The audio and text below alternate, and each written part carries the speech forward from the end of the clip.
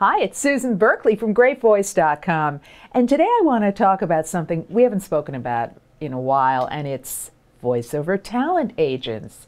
Now, whether you're just starting out or you've been at this a while, it's something I know that's on your mind because talent agents can definitely boost your career. But if you're a newcomer, let me just take a few minutes to explain how they work. A talent agent represents you and sends you out on auditions. They negotiate your salary if you book something, and they take between 10 and 15% for their services. Some of them can take as much as 20%. I think it depends on whether or not they're managers or on a state-by-state basis, but generally it's about 10 to 15%. They get paid after you do the work, never before. So if an agent asks you for money up front, I would run out the door. I really would.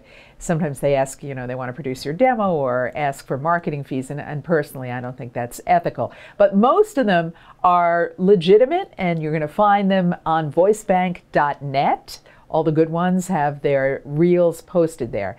So what happens is that you'll approach an agent, and everyone has different submission processes. So the best thing to do is to just go to their website and see how they like you to submit your demo. You always send a cover letter with that demo, a personalized cover letter. Don't just send a form letter indicating you've been to their site, you know something about them.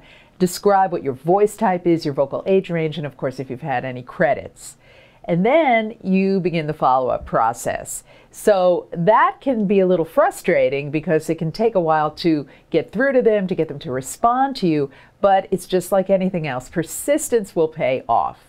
Once you get an agent to agree to represent you, then they're going to send you auditions. And the great thing about voiceover today is you can have agents all over the world because you're auditioning from your home studio and you're sending them digital MP3 audio files. So you don't have to physically go there for auditions, although that's helpful if you live in a big city like New York or LA or Miami, Chicago, someplace like that.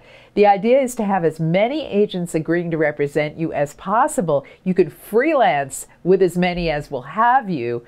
Some of the bigger agents in the big markets like New York and LA are going to want to represent you exclusively, and if that happens, it means you're really good, so it's probably a good thing to do. That's it in a nutshell.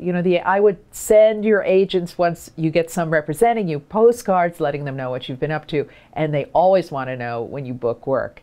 I hope that's helpful. I'll be back next week with more on Inside Voiceover.